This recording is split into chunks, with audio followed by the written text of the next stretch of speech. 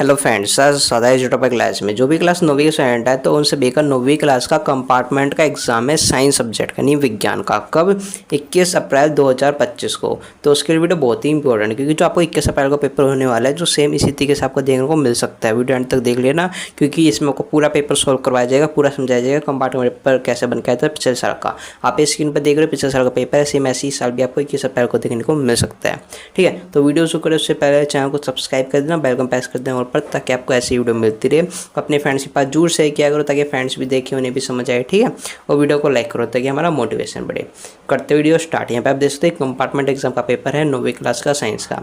Paper होगा 80 number और 3 घंटे का। ठीक है, अब उसको पासिंग मार्क्स कितने चाहिए आपको पास होने के लिए? अब आपको पास होने के जो मार्क्स चाहिए अपना याद रखो, आपको मार्क्स 27 मार्क्स चाहिए। अगर 27 मार्क्स आ जाते हैं तो आप पास हो जाओगे, तो 27 तो लाने ही लाने हैं। ठीक है, अब उसके बाद सवाल निर्देशन इंस्ट्रक्शंस। अब आपका जो पेपर हो कितने नंबर का होगा, कैसा होगा, वो देखो और समझो। जो आपका पूरा पेपर है उसमें सिर्फ 39 क्वेश्चन होंगे, यानी जो पूरा आपका कंपार्टमेंट एग्जाम का क्वेश्चन पेपर होने वाला है उसमें 39 क्वेश्चन होंगे। अब वो किस तरीके से बटे होंगे वो यहाँ पे देखते हैं। ठीक है, खंड ए है वो आप उसमें आपके 20 वस्तुनिष्ठ प्रश्न होंगे, यानी कि एक एक मास के एमसीक्यू क्वेश्चन होंगे। ठीक है, एक एक मास के एमसीक्यू क्वेश्चन होंगे 20 खंड ए में। ठीक है, उसके बाद खंड बी में आपके 6 क्वेश्चन होंगे 2-2 मार्क्स के, यानी 12 मार्क्स का आपका खंड बी रह जाएगा। ठीक है, 12 मार्क्स का 6 क्वेश्चन होंगे, एक क्वेश्चन 2 मार्क्स का आपका होगा।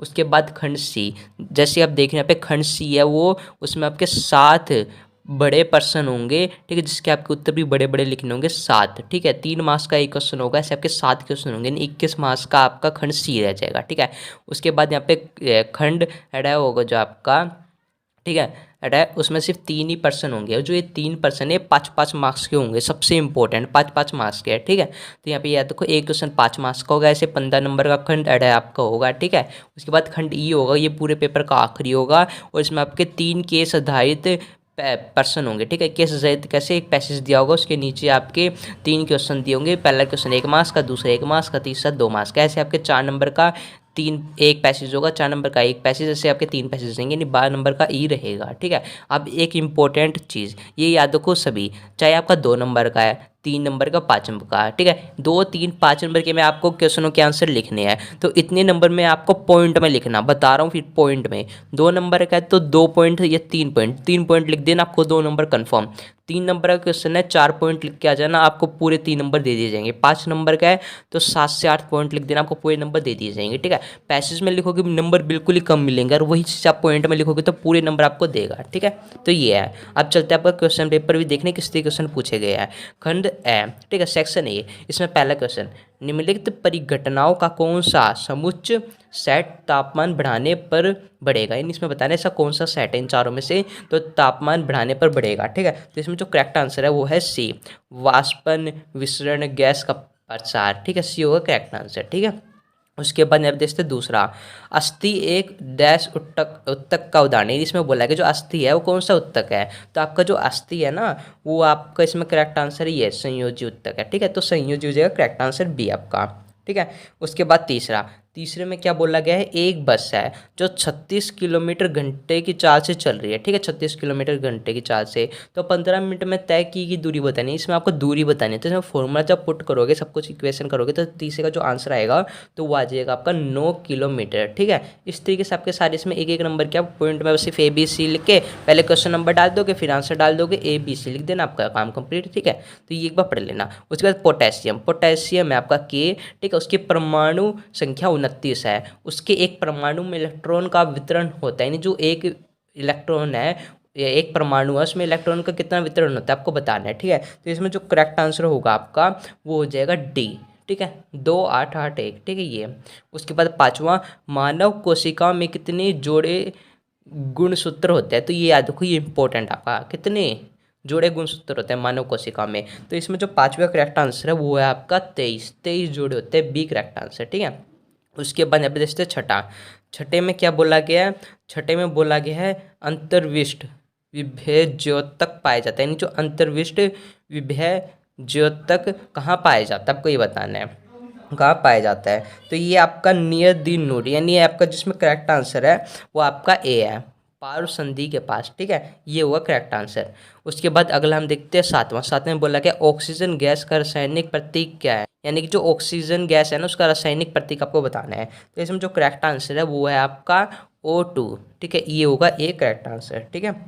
उसके बाद अगला 8वां, 3 प्रोटॉन और 4 न्यूट्रॉन युक्त परमाणु की संयोजकता, यानी इस तरीके से एक संयोजकता का 101% आएगा। देखो 2 क्वेश्चन हमने बता दिया संयोजकता का, इसी तरीके से पूछ जाएंगे। तो 3 प्रोटॉन और 4 न्यूट्रॉन युक्त परमाणु की संयोजकता क्या होगी, ठीक है। तो इसमें जो संयोजकता 8वें का, तो उसमें जो करेक्ट आंसर है वो होगा 1, ठीक है, सी होगा करेक्ट आंसर, ठीक है। उसके बाद 9वां, प्रकाश 1, तो आपको बताना है प्रकाश क्या है इनमें से। तो 9वें का जो करेक्ट आंसर है वो है अनुप्रस्थ तरंगे, तो ए होगा करेक्ट आंसर, अनुप्रस्थ तरंगे, ठीक है। उसके बाद 10वां देख सकते हैं, गेहूं के उत्पादन को बढ़ाने का सर्वोत्तम उपाय, यानी जो गेहूं है उसके उत्पादन को कैसे बढ़ाए उसका उपाय आपको बताना है, ठीक है। तो 10वां है, इसमें करेक्ट आंसर आपका हो जाएगा ए। देखते हैं उन्नत किस्मों के बीजों की खेती, जो उन्नत किस्म के जो बीज होते हैं उनकी खेती करनी चाहिए, ठीक है, जिससे गेहूं के उत्पाद भी बढ़ेंगे। उसके बाद 11वां, कौन सी निरोधक विधि फसलों में खरपतवार नियंत्रण में सहायक है, इसमें बताने जो निरोधक विधि है फसल उसमें खरपतवार नियंत्रण में कौन सी सहायक है। तो इसमें जो करेक्ट आंसर होगा आपका 11वें का, तो वो होगा आपका सी, ए और बी दोनों सही है, ठीक है, ये होगा करेक्ट आंसर आपका, ठीक है। यहाँ पे देख लो ध्यान से, तो यहाँ पे आप देख सकते हैं इसमें जो करेक्ट आंसर ये है फसल चक्कर और ये वाला, ठीक है, इसमें ए और बी दोनों सही होगा। उसके बाद 12वां, बारे में बोला गया उद्योग में धातु के ब्लॉकों में देख सकते हैं दरारें या अन्य दोषों का पता लगाने के लिए किस प्रकार की का प्रयोग किया जाता है, यानी किस प्रकार की, यहाँ पे मिस प्रिंट है, यहाँ पे जो फोटो ली थी ना वो इसी तरीके से थी, तो किस प्रकार के ध्वनि का प्रयोग किया जाता है, यहाँ पे ध्वनि आएगा, ठीक है। जिसमें बताना है कि जो धातु के जो ब्लॉक होते हैं उसमें जो दरारें आ जाती हैं या फिर उसमें अन्य दोष होते हैं, तो उसको हम कैसे पता लगाते हैं, कौन सी ध्वनि से पता लगाते हैं। तो इसमें जो करेक्ट आंसर होगा 12वें का वो हो जाएगा आपका डी, देखते हैं प्राध्वनि, ठीक है, इससे हो जाएगा आपका करेक्ट आंसर, ठीक है। उसके बाद 13वां देख सकते हैं, देखते हैं आहार नली वह मुंह के अस्तर में कौन सा उत्तक स्थित होता है, यानी जो आपके आहार नली होती है मुंह होता है उसके अस्तर में कौन सा उत्तक स्थित होता है। तो इस 13वें में जो करेक्ट आंसर होगा आपका वो भी हो जाएगा डी, देख सकते हैं सल्की, ठीक है, ये होगा। उसके बाद यहाँ पे देख सकते हैं अगला आपका 14, पृथ्वी के गुरुत्वाकर्षण त्वरण जी का मान, ये आपका पृथ्वी के जो गुरुत्वाकर्षण त्वरण होता है जी उसका मान बताने कि मान क्या होगा, ठीक है। तो इसमें जो मान होगा वो आपका वो हो जाएगा बी, इसका मान ये होता है, ठीक है, ये। उसके बाद यहाँ पे देखते हैं 15वां, मैग्नीस, देखते हैं मैग्नीशियम क्लोराइड का रासायनिक सूत्र, यानी इस रासायनिक सूत्र पूछेंगे कि मैग्नीस क्लोराइड का रासायनिक सूत्र क्या है। तो 15वें का जो करेक्ट आंसर है वो है MgCl2, ये होगा करेक्ट आंसर, ठीक है। उसके बाद यहाँ पे देखते हैं 16वां, 25 डिग्री सेल्सियस 38 डिग्री सेल्सियस तथा 66 डिग्री सेल्सियस को केल्विन में परिवर्तित करने पर इन तापमान का सही अनुक्रम बताना है, यानी कि इन तीनों को जब हम केल्विन में परिवर्तित करेंगे तो इसमें क्या परिवर्तन आएगा हमें बताना है, ठीक है। जब इसमें केल्विन में चेंज करेंगे इसको तो इसमें जो करेक्ट आंसर आएगा वो आ जाएगा ए, ठीक है, 298 केल्विन, 311 केल्विन और 339, ठीक है, ये। उसके बाद यहाँ पे देख सकते हैं 17वां, जैसे 16वें तक कर लोगे तो इस तरीके से आपके हो जाएंगे, ठीक है, MCQ वाले होंगे आसानी से हो जाएंगे, ठीक है। उसके बाद 17वां, 18वां, 19वां, 20वां, यानी जो 4 क्वेश्चन हैं उसके बाद 16 से लेके 17 से लेके 20वें तक ये सारे आपके अभी खत्म वाले हैं, ठीक है, अभी खत्म कारण वाले हैं। तो जैसे कि हम देखते हैं 17वां, ठीक है, तो 17वें बोला गया अभी खत्म, जब एक प्रकाश की किरण देखते हैं कोलाइडल विलयन से होकर जाती है या गुजरती है तो प्रकाश की किरणों का पथ मार्ग यहाँ पे देख सकते हैं डिस्ट्रिक्ट गोचर होता है, ठीक है, ये बोला गया। क्यों? क्योंकि यहाँ पे जो कोलाइड विलयन के कारण प्रकाश की किरणों को फैला देते हैं। तो इसमें ये सही है कि नहीं आपको ये बताना है। तो एकदम सही है, इसमें ये भी बात सही कही गई है कि जो प्रकाश की किरण होती है वो कोलाइड विलयन से होकर जाती है, वो जो प्रकाश की किरण होती है वह डिस्ट्रिक्ट गोचर होती है। क्यों? क्योंकि ये कोलाइड विलयन के कारण प्रकाश की किरणों को फैला देता है। एकदम सही बात की गई है।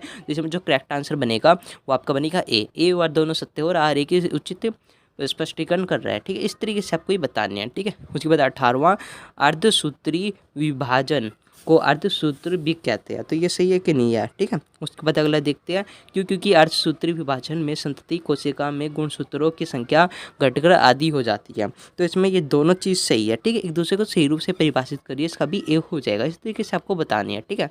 जैसे कि अगला देखते हैं 19वां इसमें बोला गया विकथन विभिन्न प्रकार की फसलों के लिए अलग अलग उर्वरक आवश्यक होते हैं, एकदम सही कहा गया है, क्योंकि खाद में कार्बन पदार्थों की मात्रा अधिक होती है। अब यहाँ पे एक चीज़ देखो, यहाँ पे उर्वरक की बात की गई, यहाँ पे खाद, ये दोनों चीज़ अलग अलग है, लेकिन दोनों में सही कही गई है कि जो खाद होता है उसमें कार्बन पदार्थ की मात्रा अधिक होती है, ये सही है। और जो विभिन्न फसलें होती है उसके लिए अलग अलग उर्वरक की आवश्यकता है, दोनों चीज़ सही है, लेकिन एक दूसरे से नहीं मिल रही, क्योंकि उर्वरक अलग होता है, खाद अलग होता है, ठीक है। खाद प्राकृतिक रूप से बनाए जाते हैं, ठीक है, जो उर्वरक होता है वो रासायनिक प्रयोग से बनाए जाते हैं, ठीक है। तो ये एक दूसरे वैसे तो सही है, लेकिन एक दूसरे को सही रूप से परिभाषित नहीं कर रही। तो इसमें जो करेक्ट आंसर होगा वो होगा आपका बी। ए और दोनों सत्य है, लेकिन जो आर है वो ए का उचित स्पष्टीकरण नहीं है, ठीक है। इस तरीके से आपको करना है, ठीक है। उसके बाद यहाँ पे देख सकते हैं 20वां अभिकथन। गुरुत्वीय त्वरण का जो मान होता है वह ध्रुव पर अधिक होता है और अक्ष पर न्यूनतम होता है, ठीक है। और इसमें क्यों? क्योंकि जो पृथ्वी की त्रिज्या होती है वो ध्रुव पर कम और अक्ष पर अधिक होती है। तो ये सही है कि नहीं? तो ये भी एकदम सही है, ठीक है। ये सही रूप से कह रहा है, ठीक। इस तरीके से ये हो जाएगा, तो आसानी से हो जाएंगे 20 नंबर की कंप्लीट मिल जाएंगे मार्क्स, ठीक है। तो आराम से आप कर लेना, ठीक है। तो 20 नंबर आप ध्यान से करोगे तो 20 में से आपके आराम से ज़्यादा मानो तो 12 से 15 प्लस तो आ ही जाएंगे, 12 से 15 प्लस तो आ ही जाएंगे, किसी के 12, किसी के 13, किसी के 15, ठीक, किसी के 20 भी 20 आ जाएंगे, ठीक है।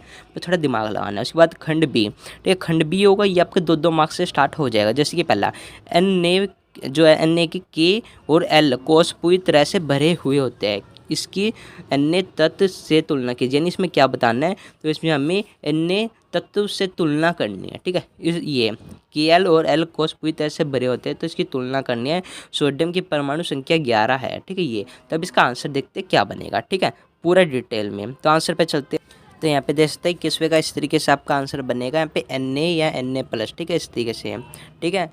इस तरीके से होगा, 11 इलेक्ट्रॉन होंगे, 10 इलेक्ट्रॉन होंगे, इस तरीके से आपको ये लिखना है, ठीक है। अब अगला चलते हैं 22वें पर। तो यहाँ पे देखते हैं 22वां क्लोरोप्लास्ट कहाँ पाया जाता है? मोस्ट इंपॉर्टेंट क्वेश्चन, बाद में मत बोलना बताइए नहीं, ये आ सकता है। क्लोरोप्लास्ट कहाँ पाया जाता है, उसका क्या कार्य होता है, ये बताना है। अब देखते हैं इसका आंसर क्या होगा, ठीक है। 2-2 नंबर के हैं। तो यहाँ पे देखते हैं क्लोरोप्लास्ट कहाँ पाया जाता है? पत्तियों में पाया जाता है, कुछ तनों में पाया जाता है, ठीक है। और इसके जो अगला क्वेश्चन था कि प्रकाश संश्लेषण करने के लिए कि क्या कार्य होता है? प्रकाश संश्लेषण करने के लिए होता है पौधों के लिए भोजन का संश्लेषण करना, ठीक है। ये इस तरीके से पॉइंट लिखने हैं, ठीक है। ये 2 नंबर मार्क्स कंप्लीट, ठीक है। इस तरीके से पॉइंट में लिखना, 3 मार्क्स से हो जाएंगे, 2 मार्क्स कंप्लीट, ठीक है। तो इस तरीके से लिखना, आपको पूरे मार्क्स मिल जाएंगे। उसके बाद 23वां दिए गए तापमान पर पानी की भौतिक अवस्था क्या होगी, यानी कि ये 30 डिग्री सेल्सियस और 447 केल्विन है, इसकी आपको स्थिति बतानी है, भौतिक अवस्था में क्या होगी पानी की, ठीक है। तो अब देखते हैं इसका आंसर क्या होगा 23वें का। 23वें का दे सकते हैं ए में हो जाएगी आपकी तरल, ठीक है। 30 डिग्री सेल्सियस थे उसमें तरल हो जाएगी, और जो बी है उसमें केल्विन वाले में, उसमें आपका जो गैसीय अवस्था है वो 470 केल्विन से 197 डिग्री सेल्सियस पे पहुंच जाएगी, ठीक है। गैसीय अवस्था हो जाएगी, ठीक है। ये इसका आंसर। अब अगला देखते हैं हम, अगले का क्या होगा। उसके बाद देखते हैं एक समान वृत्तीय गति को त्वरित गति क्यों कहा जाता है। ये भी इंपॉर्टेंट है कि जो एक समान वृत्तीय गति होती है, ठीक है, उसको हम त्वरित गति क्यों कहते हैं। ये भी 2 मार्क्स के। अब देखते हैं इसका आंसर क्या होगा, क्यों कहते हैं। इसलिए कहते हैं क्योंकि जो वस्तु की दिशा होती है वह बदलती रहती है, और दिशा परिवर्तित के साथ वेग बदलता है, ठीक है। तो इस तरीके से 2 पॉइंट लिख दोगे, आपके मार्क्स कंप्लीट, ठीक है। इसी तरीके छोटे छोटे आंसर आपको लिख लेने हैं, ठीक है। उसके बाद यहाँ पे देख सकते हैं 25वां ऊर्जा, देखते हैं संरक्षण का नियम क्या है, उदाहरण से ही समझाइए, ठीक है। और इसमें आपको 8वें वाला भी दिया हुआ है, ठीक है। 8वें में क्या बोला, गति ऊर्जा को परिभाषित कीजिए, यानी इस तरीके से एक क्वेश्चन पक्का ही आएगा, या तो ऊर्जा संरक्षण का पूछ लिया जाएगा, गति ऊर्जा का। तो अब इन दोनों का आंसर देखते हैं, एक बार ऊर्जा संरक्षण के बाद गति ऊर्जा का, ठीक है। देखते हैं इसका आंसर क्या होगा।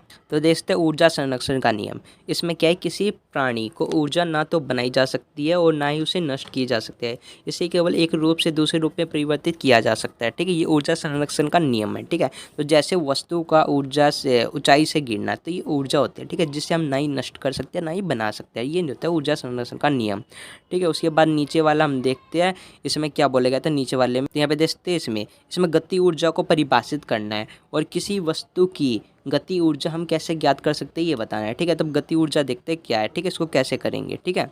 तो देखते हैं गति ऊर्जा का आंसर। तो यहाँ पे देख सकते हैं गति ऊर्जा। तो गति ऊर्जा क्या है, वह ऊर्जा जो किसी पिंड के पास गति में होने के कारण होती है, वो होती है गति ऊर्जा, ठीक है। अब इसको कैसे पहचाने, कैसे ज्ञात करेंगे, तो यहाँ पे देख सकते हैं इसका जो करेक्ट आंसर वो के ई होगा, और 1/2 mv स्क्वायर होगा, ठीक है। इस तरीके से आपका होगा, जो v होगा आपका ये v होगा आपका वेग, ठीक है। तो ये बस इतना ही होगा आपका आंसर। बाकी अगला देखते हैं, अगले में क्या बोला गया 26वें में, ठीक है। तो ठीक है। तो इस तरीके से आपको ये लिखने हैं छोटे छोटे। इसके बाद 26वां बोला गया ईथर और एसीटोन जैसे द्रव्य ठंडे स्थान पर रखने की सलाह क्यों दी जाती है। यानी ये भी इंपॉर्टेंट क्वेश्चन है कि सलाह क्यों दी जाती है कि एसीटोन होता है जो ईथर होता है उसको हम द्रव ठंडे स्थान पर रखने की सलाह क्यों जाती है। यानी जो ये द्रव होता है ईथर और एसीटोन इसे हम ठंडे स्थान पर क्यों रखते हैं। ठीक है, क्यों सलाह दी जाती है। अब देखते हैं इसका आंसर क्या होगा। ठीक है, क्यों सलाह दी जाती है। ये दो नंबर का, तो इसी तरीके से आपको इनके आंसर लिखने हैं। ठीक है, तो क्यों दी जाती है, क्योंकि ये प्रकृति में अत्यधिक अस्थिर होते हैं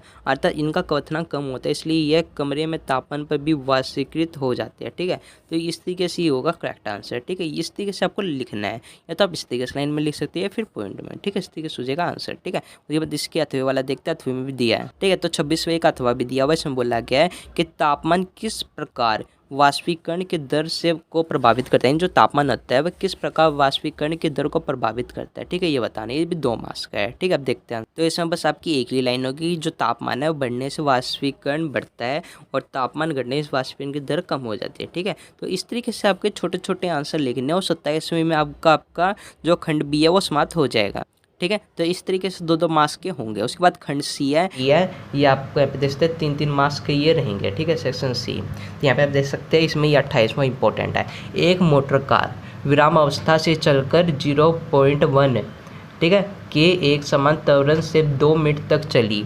इस मोटर का अंतिम वेग और तय की गई दूरी परिकल्पित कीजिए। यानी कि जो 28वां क्वेश्चन में आपको इसमें बताया हुआ है, एक मोटर कार है जो 0.1 मीटर पर सेकंड स्क्वायर की स्पीड से चली और 2 मिनट तक चली। ठीक है, तो इसमें आपको 2 चीज़ बतानी है, एक अंतिम वेग बताना है और तय की गई दूरी बतानी है। ठीक है, अब चलते इसका आंसर देखने की क्या होगा। ठीक है, 28वें का, तो यहाँ पे आप देख सकते हैं 28वां, इसमें बोला गया कार द्वारा तय की गई गति और दूरी। ठीक है, यानी कि हमें इसमें करना एक इसमें हमें वेग ज्ञात करना था। ठीक है, तो इसमें आपका वेग ज्ञात करने का फॉर्मूला क्या होती है, ये याद रखो, ये फॉर्मूला रट लो, v इक्वल में u प्लस में at, ये होता है फॉर्मूला। ठीक है, आपको सिद्ध करने का। ठीक है, तो आप यहाँ पे जो u है हमारा वो हमारा 0 है और जो हमारा a है वो हमारी ये दिया हुआ है 0.1 मीटर पर सेकंड। ठीक है, और टाइम भी हमें दिया हुआ है। ठीक है, तो ये 120 सेकंड होगा। ठीक है, याद रखो 2 मिनट है ना, तो 120 सेकंड होगी, क्योंकि 1 मिनट में 60 सेकंड होते हैं, तो 2 मिनट में 120 होंगे। ठीक है, तो इस तरीके से अब ये फॉर्मूला पुट कर देंगे। इसमें v हमारा 0 है, u हमारा 0.1 है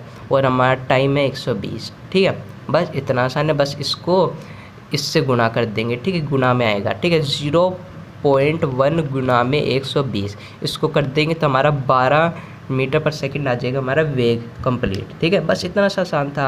और जो दूसरा था, दूसरे में हमें क्या ज्ञात करना था, तो दूसरे में हमें तय की गई दूरी सिद्ध करनी थी। ठीक है, पहले में अंतिम वेग सिद्ध करना था, तो अंतिम वेग का तो फॉर्मूला को पता चल गया, v इक्वल में u प्लस में at, अंतिम वेग का फॉर्मूला ये। और अब इसमें तय की गई दूरी हमें बतानी थी, तो तय की गई दूरी का फॉर्मूला क्या होता है, s इक्वल में ut प्लस में 1/2 at स्क्वायर, ये होता है फॉर्मूला। ठीक है, ये इस तरीके से लिखा जाएगा ut, ठीक है, प्लस में 1/2 80 स्क्वायर। ठीक है, ये 2 इसके ऊपर आएगा। ठीक है, स्क्वायर होगा ये। ठीक है, ये होगा। अब इसमें s से हमारा वो तो 0 ही हमें पता है, ut कितना है 1/2 है हमारा। ठीक है, और इसमें ये 80 कितना है, यहाँ पे देखते हैं u हमारा 1/2 है, t हमारा 0.1 है और ये जो टाइम है t हमारा 120 स्क्वायर है। ठीक है, ये है। तब इसको करेंगे पूरा सोल्व।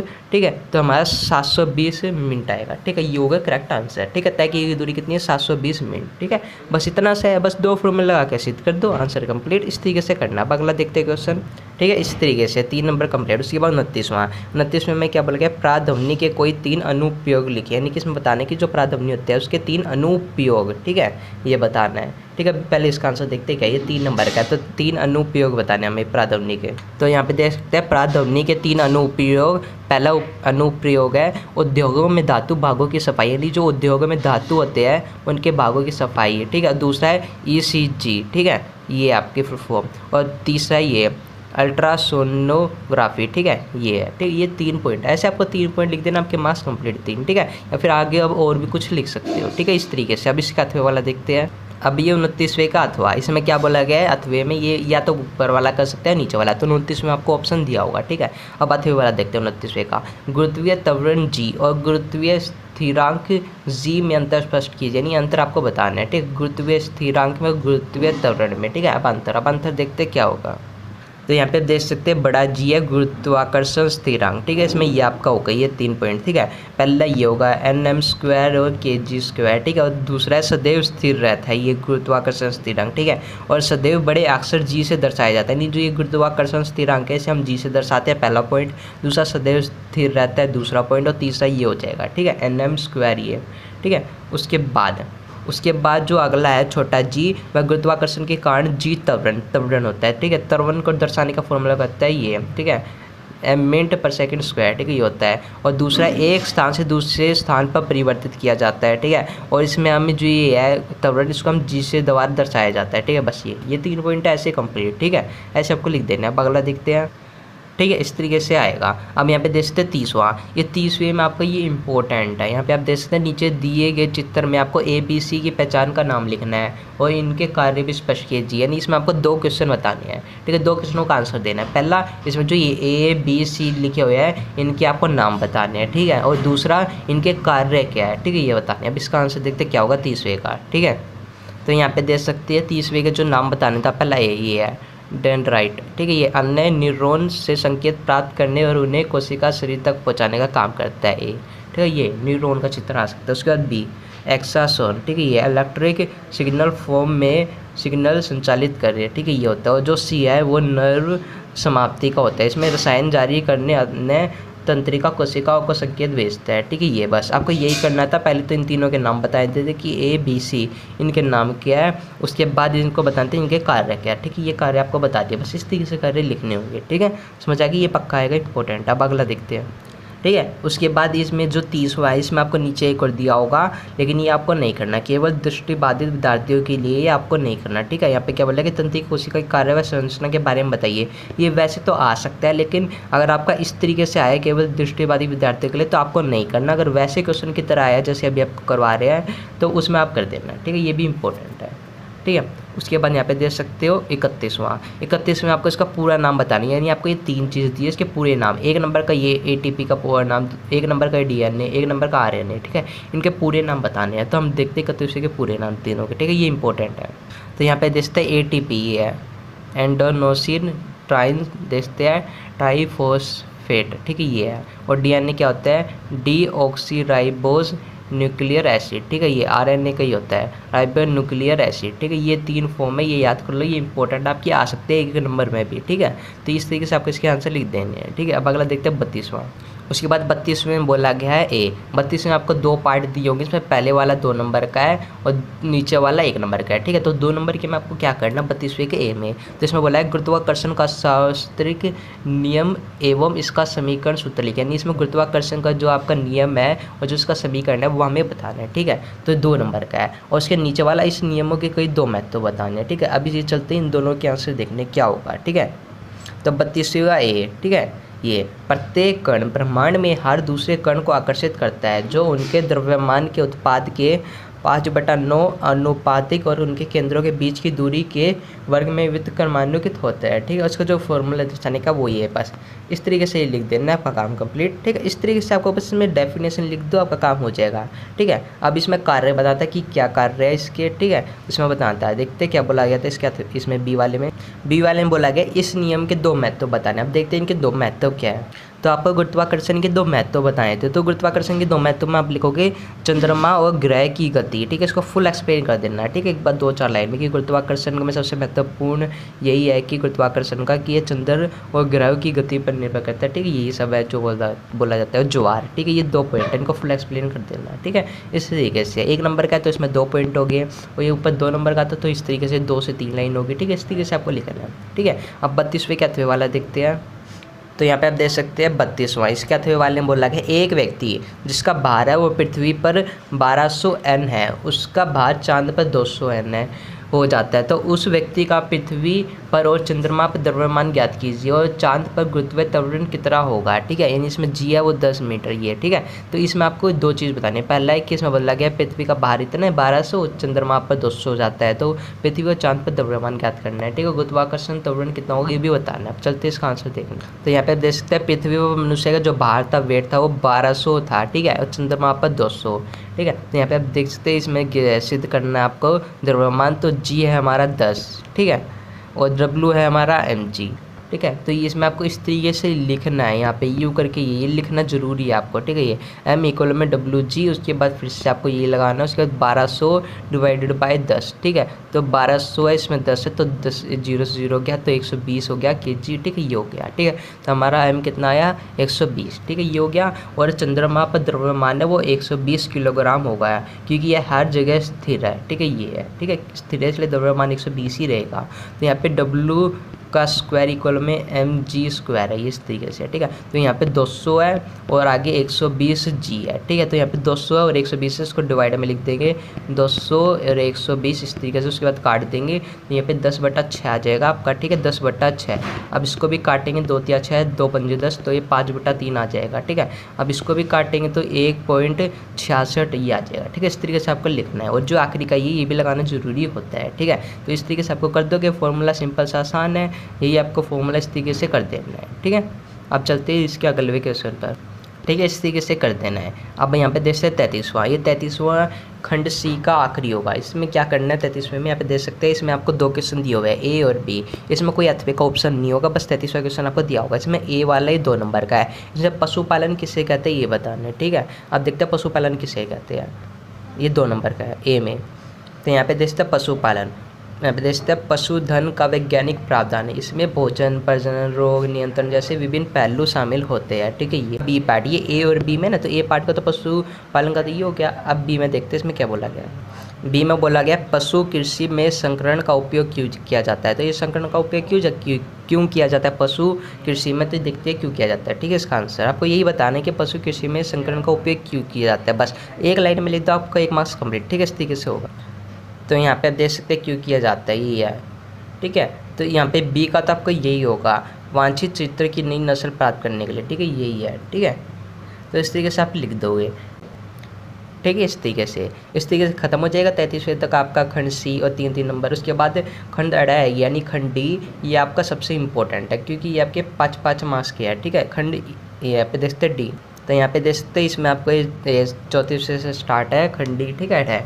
इसमें आप यहाँ पे देखते हैं ए और बी, ये 2 ही होंगे। ये आपका 2 नंबर का या 3 नंबर का होगा, ये नीचे 2 नंबर वाला। इस तरीके से आपकी डिवाइड होते हैं, ठीक है। तो करते हैं ए में, इसमें आपको ये याद रखना, इस तरीके से आपको दिया हुआ है, ये आपको इम्पोर्टेंट है। यहाँ पे आप देख सकते हैं इसमें ये देखते हैं, एक इकाई बल को परिभाषित कीजिए और बल का ऐसा ही मात्रा, तो ये इंपॉर्टेंट है। इसका आंसर भी हम अभी आपको दिखा देते हैं। तो यहाँ पे देख सकते हैं इसका आंसर है कि वह मात्रा जो 1 किलोग्राम द्रव्यमान की वस्तु में 1 मिनट/सेकंड माइनस स्क्वायर के त्वरण पर उत्पन्न होती है, ठीक है। ये आपका हो जाएगा। और इसमें जो 1 यूनिट ऑफ फोर्स है ये K गुणा में 1 kg है, तो ये गुणा में 1 मिनट/सेकंड, ठीक है। इस तरीके से है। जो इसका SI यूनिट होता है ये आपका ये होता है, ठीक है, N होता है या फिर kgm S स्क्वायर, ठीक है। ये बस इतना ही आपका, ठीक है। ऐसा ही मात्रा आपको बताते हैं, ये होता है N होता है या फिर kg होता है, और इसमें इस तरीके से हो जाएगा फोर्स का, ठीक है।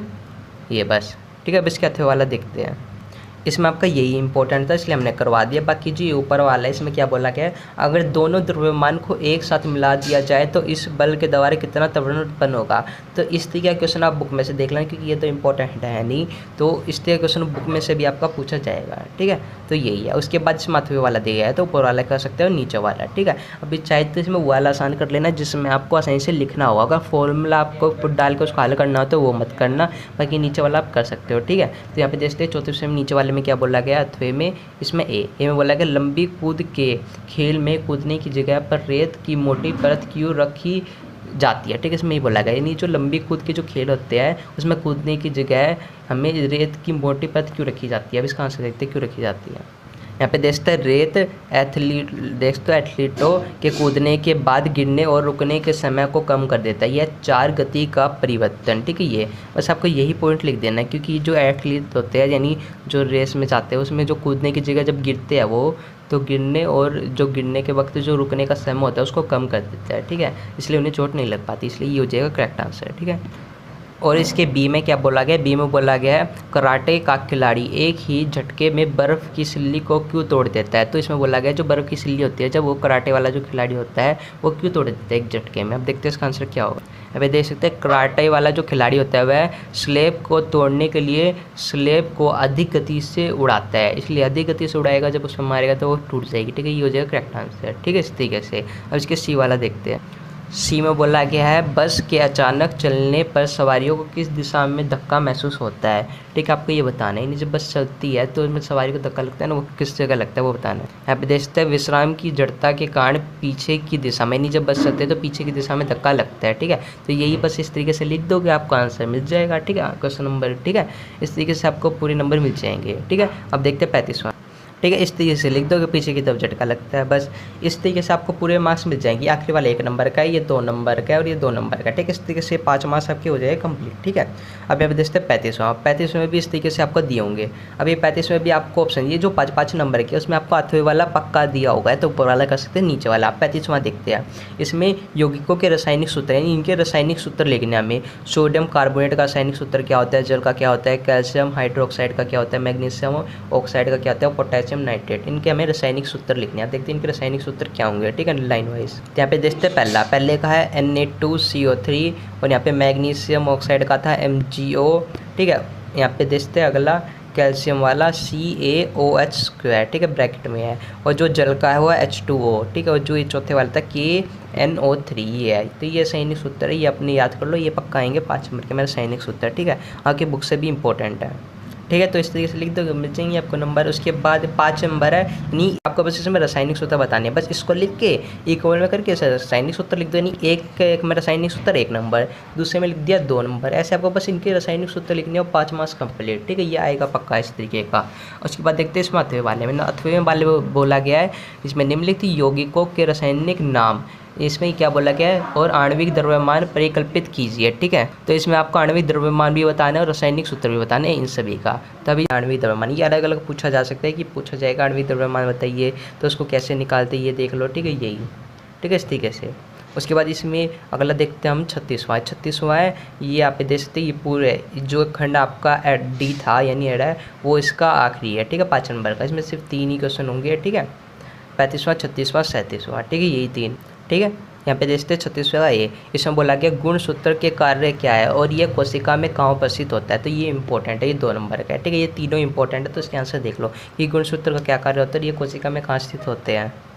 जो ए है यहाँ पे देखते हैं गुणसूत्र का मुख्य कार्य DNA को ले जाना होता है और ये देखते हैं अनुवांशिक जानकारी को वे देखते हैं माता पिता को संतानों तक स्थानांतरित करते हैं। ठीक है, माता पिता से संतान तक। ये तो इस तरीके से आप लिख दोगे, इसका काम हो जाएगा कंप्लीट, 1 मार्क्स कंप्लीट। ठीक है, इस तरीके से आपको लिखना है।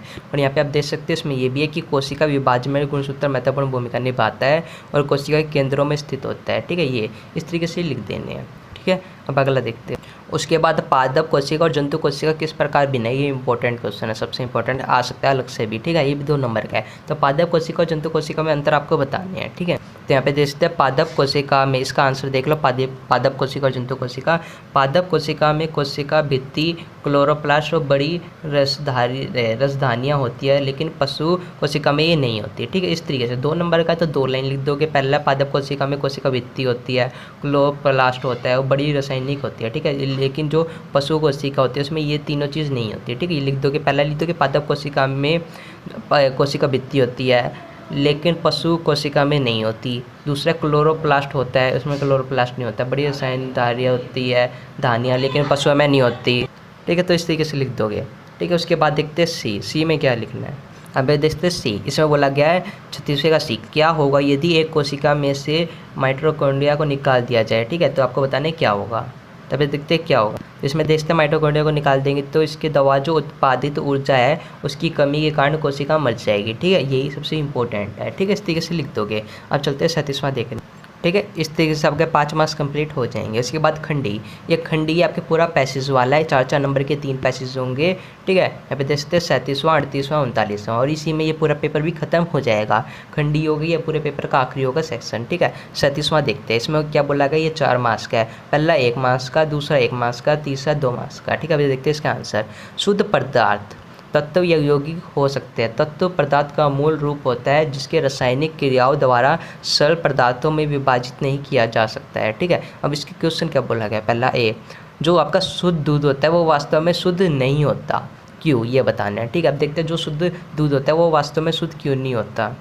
ठीक है, देखते 37वां ए, दूध शुद्ध क्यों नहीं होता। तो दूध देखते हैं कोलाइड है जो पोटेशियम, पानी, वसा और अन्य पदार्थों का मिश्रण होता है, इसलिए वो शुद्ध नहीं होता। ठीक है, तो ये लाइन लिख दो कि आपके मार्क्स मिल जाएगा, 2 नंबर कंप्लीट। ठीक है, उसके बाद इसके बी में क्या बोला है, मिस्र क्या है, उदाहरण से ही समझाइए, ठीक है। और इसके सी में क्या बोला गया, मिस्र और योगी को कोई दो अंतर बताइए, ठीक है। तो इन दोनों के आंसर हम देखने चलते हैं। तो बी आपका 1 नंबर का, तो 1 मार्क्स कंप्लीट हो ही जाएगा, ठीक है। एक लाइन, एक मार्क्स में एक लाइन लिख तो आपको 1 नंबर मिल जाएंगे, लेकिन 2 नंबर के में 2 लाइन लिख रहे हैं, जिसकी मिस्र क्या होता है, उदाहरण से ही समझिए 1 नंबर का, इसका आंसर देखेंगे। और मिस्र और योगी में अंतर, ठीक है, 2 अंतर बताने। अब देखते हैं दोनों के आंसर। तो यहाँ पे देखते हैं मिश्र धातु, 2 या अधिक पदार्थों को किसी भी अनुपात में एक साथ मिलाने पर कोई रसायन नहीं बदला जाता। पानी में चीनी का घोल, जैसे कि पानी और चीनी का घोल मिलाएंगे तो कुछ नहीं बदलेगा, ठीक है। तो यही इसका आंसर हो जाएगा। उसके बाद जो ये सी वाला है, इसमें अंतर बताना था, तो अंतर में ये लिखोगे कि यौगिक में घटक तत्वों का निश्चित अनुपात होता है, लेकिन मिश्रण में नहीं होता, ठीक है। और यौगिक होता है वह केवल रासायनिक परिवर्तन में ही विघटित हो सकता है, लेकिन जो मिश्र होता है वह केवल भौतिक परिवर्तन में ही टूट जाता है, ठीक है। तो इस तरीके से पॉइंट लिख दोगे, एक एक पॉइंट आपको मार्क्स मिल जाएंगे, ठीक है, कंप्लीट। अब इसमें ये याद रखो, जो सी वाला है 37वें का सी, इसमें आपको ऑप्शन दिया होगा, तो ऊपर वाला कर सकते हैं, नीचे वाला। अब देखते हैं 37वें के सी के अथवा, तो 37वें के अथवा वाला देखते हैं सी का। ये सिर्फ सी में ही आपको करना है, पूरे की नहीं, बस सी में। तो ये देखते हैं सी की जगह यहाँ पे अथवे में क्या लिखा है, निम्नलिखित को देखते हैं यौगिक तथा मिश्रण में वर्गीकृत कीजिए, यानी वायु है, रक्त है, जल है, मीथेन है। इसका आपको ये बताने मिश्रित कौन से यौगिक कौन सा है, ठीक है। तो हम देखते हैं इसका आंसर क्या होगा। तो यहाँ पे देख सकते हैं यौगिक होगा आपका पानी और मीथेन, और जो मिश्रित होगा वो होगा वायु और रक्त, ठीक है। तो इस तरीके से लिख देना है, ठीक है, ठीक है, इस तरीके से हो जाएगा। जो ये वायु और ये रक्त है ये आपका मिश्रित है, और जो यौगिक है ये आपका जल और ये मीथेन है, ठीक है, इस तरीके से। उसके बाद यहाँ पे देखते हैं 38वें में क्या बोला गया, ये भी वही है, पहला 1 नंबर का, दूसरा 1 नंबर का, तीसरा 2 नंबर का, ठीक है। इसमें भी अथवा दिया होगा सी वाले में। तो देखते हैं 38वां, रक्त एक प्रकार का संयोजिक उत्तक होता है, और संयोजिक उत्तक की जो कोशिकाएं होती है वो आपस में कम जुड़ी होती है, और अंतर कोशिकाएं अधात्री में धसी होती है, ठीक है। और विशिष्ट संयोजक उत्तक के कार्य अनुसार यह अधिक झिल्ली की, देखते हैं झिल्ली की तरह तरल, सघन या ठोस हो जाते हैं। यानी रक्त के बारे में बताया हुआ है कि वह संयोजिक उत्तक है, और जो संयोजिक उत्तक होता है उसकी जो कोशिकाएं होती है वह कम जुड़ी हुई होती है और आंतरिक में धसी होती है, ठीक है। जो संयोजिक उत्तक होता है, यानी रक्त होता है संयोजिक उत्तक, वह कार्य के अनुसार या आधातिक झिल्ली की तरह तरल होता है, यानी पानी की तरह तरल होता है ना, वैसे होता है, ठीक है, और कठोर हो जाता है, ठीक है, ये है। अब इसके अथवे में, इसमें ऑप्शन देखते हैं 38वें में क्या बोला गया है। तो 38वें का ए, रक्त एक संयोजिक उत्तक कैसे है ये बताना है। तो इसमें आप यही लाइन लिख सकते हो, ये पूरी लाइन, ठीक है, ये पूरी लाइन। तो इसमें आ गया क्यों है, क्योंकि यहाँ पे देखते हैं विशेष संयोजिक उत्तक के जो कार्य होते हैं अनुसार यह आधाती झिल्ली की तरह तरल, सघन, कठोर हो सकती है, ठीक है, इस तरीके से लिख दोगे, ठीक है। ये, या फिर आप इस पूरे में आप 1 नंबर का तो बस ये लाइन लिख देना, ठीक है। और रक्त की कोशिका अवयवों के नाम बताइए, यानी जो रक्त की कोशिका अवयव उनके नाम बताने हैं, ठीक है। अब देखते हैं इसके नाम, देखते हैं अवयव के नाम है RBC, WBC, प्लेटिना, ठीक है, red blood cell, white blood cell, ठीक है, यही है। वो प्लेटलेट, ठीक है, प्लेटलेट होती है ना, वो है। बस ये 3 लिख दो कि आपका मार्क्स कंप्लीट 1 नंबर। अब सी में देखते हैं, यहाँ पे सी है स्नायु और स्नायु क्या होता है, ठीक है, इसमें अंतर बताना है आपको। अब देखते हैं इनका अंतर। तो यहाँ पे देख सकते हैं इसमें सी, ठीक है, इसमें लिगामेंट, यह एक हड्डी को दूसरी हड्डी से जोड़ता है और यह शरीर के जोड़ों पर पाया जाता है, ठीक है, और ये अधिक लचीला होता है, इस तरीके से लिख दोगे, ठीक है। उसके बाद टेंडन, ये जो होता है आपका, ठीक है, ये मांसपेशियों को हड्डी से जोड़ता है और यह कंकाल पर पाया जाता है और कम लचीला होता है, ठीक है, इस तरीके से लिख दोगे आप, ठीक है। ये है, जब को था कंडरा, ठीक है, उसमें यो का मांसपेशियों की हड्डियों को जोड़ता है, ये कंकाल पर पाया जाता है और कम लचीला होता है। और जो ऊपर वाला था आपका, उसमें आपको ये लिख दोगे, हड्डी के दूसरे से जोड़ता है, ठीक है, यही आपके पॉइंट हो जाएंगे इस तरीके से। ये आपकी इसमें ये अलग अलग इसलिए लिखे हुए हैं नाम उससे, क्योंकि इसको हमें ट्रांसलेट किया, जो आंसर की थी ना वो इंग्लिश मीडियम में थी, उसको ट्रांसलेट करके हिंदी में लिखा, इसलिए इसमें थोड़ा आपको हिंदी अलग से आपको देखने को मिल जाएगी, ठीक है। तो इस तरीके से है, तो इस तरीके से लिख दो कि इनके आंसर आप, ठीक है। अब इसके अथवे वाला देखते हैं। तो इसमें इस तरीके से लिख दो कि स्नायु में क्या होता है, हड्डियों को जोड़ता है, अधिक लचीला होता है, ठीक है, स्नायु। और कंडरा होता है, ये कम लचीला होता है, हड्डियों को नहीं जोड़ता है, इस तरीके से लिख दोगे, ठीक है। 2 नंबर का है, 2 पॉइंट पे लिख दोगे तब भी आपको मिल जाएंगे, बाकी 3 लिख दोगे बहुत अच्छी बात है, ठीक है। अब सी में भी आपको अथवा दिया होगा, ठीक है। तो इसमें आप सी वाले में या तो ऊपर वाला कर सकते हैं, नीचे वाला। अब सी देखते हैं, वसायम उत्तक क्या होता है और यह कहाँ स्थित होता है, ये हमें बताना है, ठीक है। तो वसायम उत्तक क्या होता है ये देखते हैं और कहाँ स्थित होता है। तो देख सकते हैं वसा उत्तक, ठीक है, जो वसायम उत्तक था, वसा का भंडारण करने वाला संयोजिक उत्तक है जो एंटीपोसाइटस से बना होता है, ठीक है। और इसकी जो मुख्य भूमिका होती है वह ऊर्जा का भंडारण, कुशन और शरीर को सुरक्षित रखता है, ठीक है, इस तरीके से लिख दोगे। और जो स्थित होता है, कहाँ स्थित होता है, ये त्वचा के नीचे स्थित होता है, आंतरिक अंगों में स्थित होता है, इस तरीके से लिख दोगे। देखते हैं ग्रस्तियों के आसपास, ठीक है, इस तरीके से। अब देखते हैं 29वां, इस तरीके से लिख दोगे, या तो ऊपर वाला कर सकते हो, सी में अंतर बता सकते हो, या फिर वसा वाला कर सकते हो, उत्तर क्या है, ठीक है, इस तरीके से, ठीक है। तो इस तरीके से कर दोगे। उसके बाद ये 39वां है, ये आपका पूरे पेपर का आखिरी क्वेश्चन होगा 39वां। ये भी वही है, पहला 1 नंबर का होगा, ए बी 1 नंबर का, सी आपका होगा 2 नंबर का, और सी में आपको ऑप्शन दिया होगा अथवे का, ठीक है, या तो ऊपर वाला कर सकते हो सी में, फिर नीचे वाला, ठीक है। आप देख सकते हो ये 39वां, निन्नू ने देखा कि जैसे जैसे एक वस्तु ऊपर से नीचे की ओर गिरती है तो उसकी जो स्थितिज ऊर्जा होती है वह गति ऊर्जा में बदल जाती है, ठीक है। तो इसलिए वस्तु को गिरते समय उसकी जो स्थित ऊर्जा है वह घटती रहती है और गति ऊर्जा बढ़ती रहती है। तो जैसे ये वस्तु ज़मीन पर पहुंची तो सारी स्थितिज ऊर्जा गति ऊर्जा में भी रूपांतरित हो गई। तो इसमें ये बोला गया है कि नीनू ने देखा कि एक वस्तु ऊपर से नीचे आ रही है, तो नीचे आते वक्त जो उसकी स्थितिज ऊर्जा थी वह गति ऊर्जा में बदल गई थी, और जैसे नीचे नीचे आती गई तो गति ऊर्जा उसकी बढ़ती गई, और जो स्थितिज ऊर्जा थी, जो स्थिति थी वो बदलती गई, ठीक है, इस तरह से बोला गया, ठीक है। अब देखते हैं इसके में क्वेश्चनों में क्या बोला गया। एक वस्तु की स्थित ऊर्जा को परिभाषित कीजिए, यानी जो आपकी एक वस्तु की जो स्थितिज ऊर्जा होती है उसको हमें परिभाषित करना है। तो अब देखते हैं इसकी परिभाषा क्या होगी। तो देख सकते हैं ए, संभावित ऊर्जा किसी वस्तु में उसकी स्थिति के आधार पर मौजूद ऊर्जा होती है, तो तेज स्थिति ऊर्जा, ठीक है, बस इतना आसान है, क्योंकि किसी वस्तु में उसकी स्थिति के आधार पर मौजूद ऊर्जा आपकी स्थितिज ऊर्जा होती है, ठीक है, बस ये होगी लाइन कंप्लीट। अब उसके बाद बी देखते हैं। तो इसमें बोला गया एक तनिष्ठ स्प्रिंग में कौन सी ऊर्जा आती है, यानी जो आपका स्प्रिंग होता है उसमें कौन सी ऊर्जा होती है, तो इसमें आपकी स्थितिज ऊर्जा होती है, ठीक है। तो एक इसमें कंप्लीट कौन सी ऊर्जा, स्थितिज ऊर्जा, ठीक है। उसके बाद सी में बोला गया विद्युत बनाने वाली जो पवन चक्की होती है उसमें ऊर्जा रूपांतरण लिखे, यानी इसमें ऊर्जा रूपांतरण कैसे होते हैं वो हमें बताना है। जो पवन चक्की होता है ना उसमें ऊर्जा, ये 2 नंबर का है। तो अब देखते हैं कैसे होते हैं ऊर्जा रूपांतरण। आपकी जो ऊर्जा रूपांतरण होती है वो यांत्रिक ऊर्जा होती है और विद्युत ऊर्जा होती है, बस इसको आपका फुल एक्सप्लेन कर देना, यांत्रिक ऊर्जा क्या होती है, विद्युत ऊर्जा क्या होती है, ठीक है, पवन ऊर्जा में। तो इसकी डेफिनेशन ये सब कुछ हम अभी आगे थोड़ी देर में बताएंगे कहाँ से आप करोगे, ठीक है, पूरी। उससे पहले ये आखिरी देख लो सी के अथवे वाला, ठीक है, तो ऊपर वाला कर सकते हैं, नीचे वाला वही अथवे में। अब देखते हैं सी का अथवा, उसके बाद हम आपको बता देंगे इंपॉर्टेंट क्वेश्चन आंसर कहाँ से करोगे, हमने अपने ऑलरेडी चैनल पर अपलोड किया हुआ है, ठीक है। उससे पहले देखते हैं सी, हमारे आसपास उपस्थित ऊर्जा के अनेकों रूप है, कोई 4, यानी हमें कोई 4 रूप बताने हैं हमारे आसपास ऊर्जा के, ठीक है। तो ऊर्जा के 4 रूप देखते हैं कौन सा है हमारे पास, जो आसपास की जो ऊर्जा के रूप है वो बताने हैं। तो हम इसमें आपको बहुत सारे ऊर्जा के रूप बताए थे, बस उन्हें आप एक्सप्लेन कर दोगे या फिर लिख भी दोगे तब भी आपको नंबर मिल जाएगा, ठीक है। पहला गर्म ऊर्जा, दूसरा मैकेनिकल ऊर्जा, ठीक है, तीसरी है पवन ऊर्जा, फिर है प्रकाश ऊर्जा जो सूर्य से मिलती है, रसायन ऊर्जा, ठीक है। इस तरीके से आप लिख दोगे इनमें से कोई से भी 4, ठीक है, लिख दोगे तब भी नंबर मिल जाएंगे, एक्सप्लेन कर दोगे तो बहुत बढ़िया। अगर आपके पास कम टाइम बचता है तो आप पैसेज वाले जो उसमें लिखने होते हैं उसको आप पॉइंटर में भी लिख दो इस तरीके से, तब भी आपको नंबर पूरे मिल जाएंगे, ठीक है। अगर पास टाइम बच जाते तो आप उसको फुल एक्सप्लेन कर देना, वरना आप 4 नंबर वाले में जो पैसेज वाले में इस तरीके से आए तो आप इस तरीके से नाम लिख दोगे तब भी आपको नंबर दे देंगे, ठीक है। तो ये पूरा पेपर कंप्लीट इस तरीके से करना है, ठीक है। तो इस तरीके से आपका पूरा पेपर कंप्लीट हो जाएगा, 39 क्वेश्चन हो